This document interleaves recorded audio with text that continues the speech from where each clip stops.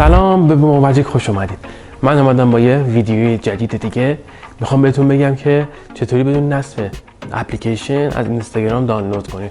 خب شاید خیلیتون بگید اینستاگرام تو آپدیت جدیدش اومده که اون گزینه دانلود اون پایین ریلزاش مثلا گذاشته. ولی خب اول بریم ببینیم اینستاگرام برامون چه شکلی دانلود میکنه تا بهتون بگم که چرا من این ویدیو رو ساختم. یه ترفند استفاده از این ویدیوهایی که میخوام براتون دانلود کنم و من اینجا یه لینک گذاشتم، برید ببینید که چطور میشه از این ویدیوها توی گوشیتون برای جذاب تر کردنش استفاده کنید.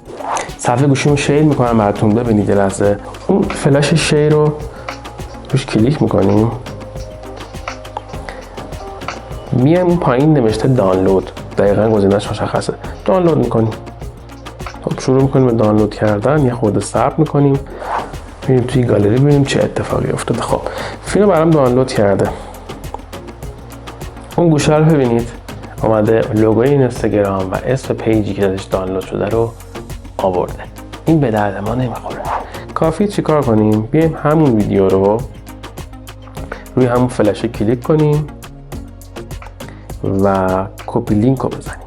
خب لینکش رو برای ما کپی میکنه.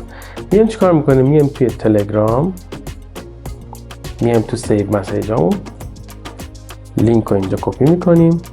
بعد میایم چیکار میکنیم؟ میایم کنار اینستاگرام قبل از آی 2 تا دی تایپ میکنیم.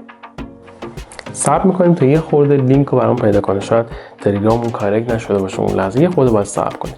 خب ببین الان بالا واسه ما چی آورد؟ یه قسمتی آورد که در واقع لینک پیدا کرد به اینستاگرام، تونست لینک رو پیدا کنه و تشخیص بده. ممکنه بعد موقع یکی دو بار این تلاش رو باید بکنید. اگه اینترنت وصل باشه و تلگرامتون مشکل نداشته باشه سریع پیداش میکنه. خب رو اون گوشه اون حالت گیره کلیک میکنیم، برامون یه گزینه آورده این لارج ویدیو، اگه اشتباه نکنم روش کلیک میکنیم و اپلای چنج پایین رو میزنیم و بعد ارسالش میکنیم برای خودمون. خب واسه ما یه لینک آورد که حاوی یه ویدیوه و فقط کافیه اون بالا روی فلش رو پایین کلیک کنیم، شروع میکنه برامون دانلود کردن.